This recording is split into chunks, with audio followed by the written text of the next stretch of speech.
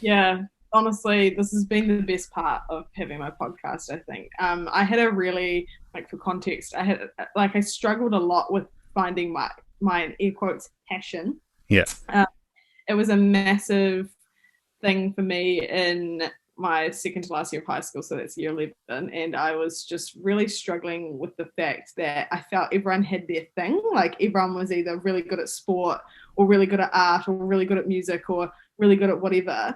And I just never had my thing. Like I was so average at everything and like really good at nothing. And it made me feel like crap all the time because I just thought, well, if I don't have my thing, like what the hell am I going to do after high school? Like what's my passion? And because I was sort of, I think, already planting seeds about being interested in self-development, I kind of took that why and that purpose as like I need a passion, like I need to be passionate about something. And I honestly carried that through all the way up until I'd say just before I left my corporate accounting job, where one of the guys I worked with there said to me, your passion doesn't have to be what you do for work.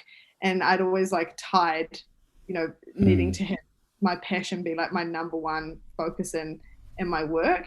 Although I was reflecting on that the other day because I often reflect on like so many things that people have said to me or that have happened to me. And I was thinking, that's true. It does not have to be whatsoever. But I think for me, I want it to be. Like, I Mm. want the work I do to be something I care about and to be something I'm passionate about. But that doesn't mean it has to be the thing. Like, it doesn't have to be the passion. It just has to be something I feel some kind of like connection to or fulfillment from. It has to be something like that. And so that's when I guess like that trying to find my passion thing was the start of me going on this self-development journey. And then I've always kind of just done little things that to try and figure out who I was. And then when I started the podcast, it really was drilled into me the importance of figuring out who you are. But I see that so much differently now. Like before, figuring out who I was would have been so intimidating. Like, what does that mean? Finding yourself, and what kind of self-discovery weirdo journey do I have to go on to do that? But it's not even about that. It's more just about figuring out what you value, like what your values are and what you want out of life. And for me, it was about figuring out that I wanted to do a job that I cared about. I wanted to have certain people around me. I only wanted to interact with people who both inspired me, but were also um, really honest with me about what I wanted to do and like kind of just figured out things like that. And then that's, yeah, like I said, being solidified through the podcast. And every person I talk to on the podcast has like another little nugget of information that I take and I apply to my own life.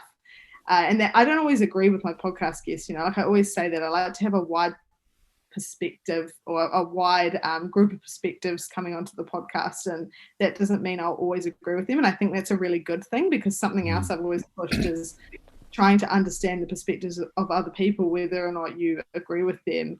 It's about shaping your own view. And if you're constantly hearing the same thing and the same thing is being reinforced in your head, you're going to have no diversity to the way you think and to the empathy you have for other people and all of those sorts of things. And so for me, it's so important to constantly surround myself with different kinds of people, different kinds of opinions, different kinds of worldly experiences, different kinds of upbringings, everything, so that I can shape my own view on the world and kind of decide what in my head is right to me, and how I see things, because that's going to shape my values. That's going to shape who I am, and therefore I every decision I make going forward about anything in my life, whether it's what I do for work or who I decide to keep around me as friends or where I decide to live, those decisions are going to be so much easier because I already know so much about who I am and what I want out of life that